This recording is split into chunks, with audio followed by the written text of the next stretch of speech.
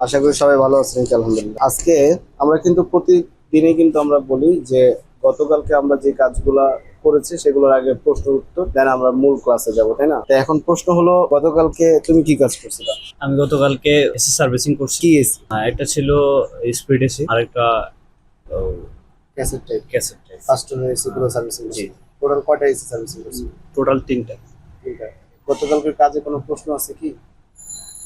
জি না। প্রশ্ন নাই না? দেখছো তো কাজ কিভাবে করে। তুমি গতকালকে কি কাজ করছিলে? গতকালে শুধু একটা এসি ফিটিং করে দেওয়া হয়েছে। ফিটিং করে দেওয়া শুধু হয়েছে। ফিটিং। আচ্ছা, এখানে ফিটিং সব করতে কাজ গিয়ে করা হয়েছে। কোনো প্রশ্ন, ফিটিং করতে গিয়ে কোনো প্রশ্ন আছে কি? কোনো প্রশ্ন নাই।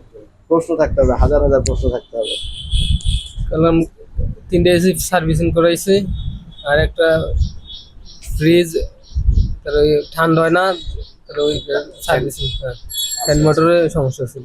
আচ্ছা, বুঝতে তার পেরেছি। লাইন দিয়েছি। তো গতকালকে কোনো কাজের প্রশ্ন আছে কি? প্রশ্ন কিন্তু হাজার হাজার প্রশ্ন নিয়ে আসতে হবে। এর আগে কোনো কাজের কোনো প্রশ্ন আছে?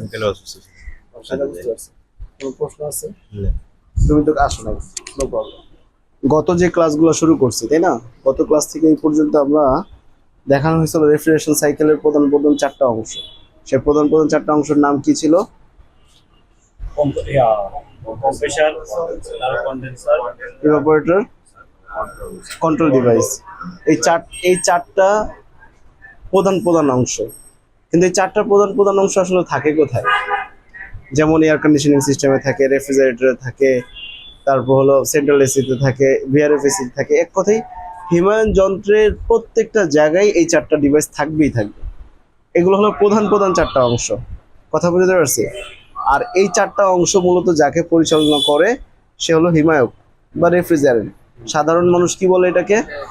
গ্যাস। কথা বুঝতে পারছি? কিন্তু সাধারণ মানুষ গ্যাস বললেও আমরা কিন্তু আমাদের যে ভাষা সেটাতে গ্যাস বলা যাবে না। এখন এই যে জিনিসগুলো আমরা মূলত পড়াশোনা করছি সেগুলো আসলে ফিজিক্যালি দেখা, ফিজিক্যালি না দেখলে আমরা আমাদের ব্রেনের ভিতরে কিন্তু থাকবে না, ঠিক না? তা আমরা যদি যে জিনিসটা দেখবো, যেটা আমরা আসলে পড়াশোনা করছি, সেটা যদি আমরা নিজের হাতে করি, আবার সেই কাজটা যদি আমরা দেখি এবং নিজের হাতে করি, তাহলে আমরা কখনোই ইনশাল্লাহ ভুলবো না। আমরা যেহেতু একটা চ্যালেঞ্জ নিয়েছি যে আগামী 2 মাসের মধ্যে আমাদের কাজটা শিখতে হবে, তাহলে কাজটা শিখতে হলে আমাদেরকে অবশ্যই পড়াশোনা করতে হবে, অবশ্যই আমাদেরকে কাজটা নিজের হাতে করতে হবে। আমরা এখানে ক্লাস করতেছি কত সময়? আমাদের টোটাল এখানে অফিসে আমাদের সার্ভিস সেন্টারে কতক্ষণ থাকা হচ্ছে? আমাদের থিওরি ক্লাস হচ্ছে 1.5 ঘন্টা 2 ঘন্টা। আচ্ছা, আর আর হচ্ছে আপনার এরপর থেকে রাতে 9:30 পর্যন্ত, 10টা থেকে 9:30 পর্যন্ত। মানে সকাল 10টা থেকে 9:30 9:30 পর্যন্ত আবার প্র্যাকটিক্যাল কাজ জি। চলে। টোটাল 14। এইভাবে 14-15 ঘন্টা, তাই না? একটু কষ্ট বেশি হয়, কিন্তু শেখা হয় কিনা? জি, শিখা হয় আলহামদুলিল্লাহ। মানে আমাদের এখানে শুধুমাত্র তারাই আসবে, শুধুমাত্র যারা কাজটা প্রকৃতপক্ষে শিখতে চায়। তো আমরা এই জিনিসটাকে মেলাই। হ্যাঁ, আমরা বোর্ডের মধ্যে চিত্রের মধ্যে এঁকেছি এরকম যে কম্প্রেসারটার নিচে ডান পাশে কন্ডেন্সার, উপরে কন্ট্রোল ডিভাইস, বাম পাশে ইভাপোরেটর, এইভাবে আঁকছি। এটা বোঝানোর ক্ষেত্রে বলা হয়েছে, তাই না? কিন্তু এই যে ইউনিটটা, এই পুরো ইউনিটটার ভিতরে কিন্তু তোমার সেই জিনিসগুলো কিন্তু আছে। এর স্ট্রাকচার ডিজাইন চেঞ্জ হবে কিভাবে? এটা স্প্লিট টাইপ বেসির ক্ষেত্রে এরকম, যদি এটা প্যাকেজ টাইপ বেসি থাকে তার ডিজাইন আলাদা থাকবে, তার স্ট্রাকচার আলাদা থাকবে, কিন্তু ওর কাজ কিন্তু সেম থাকবে। কথা বুঝতে পারছি? এবং এটা যদি রেফ্রিজারেটর থাকে ওর কাজ সেম থাকবে, শুধু ডিজাইনটা আলাদা থাকবে। তাহলে আমার মূল কনসেপ্টটা কি আমরা বুঝতে পারি কিনা? আমরা যদি মূল কাজটা বুঝে যাই, তাহলে আমাদের জন্য কোনো বড় এসিও আমাদের কাছে কোনো ঘটনা না, ছোট ফ্রিজও আমাদের কাছে কোনো ঘটনা না। মূল কনসেপ্টটাকে আমাদের ক্লিয়ার করতে হবে, একেবারে সোজা সাপটা কথা।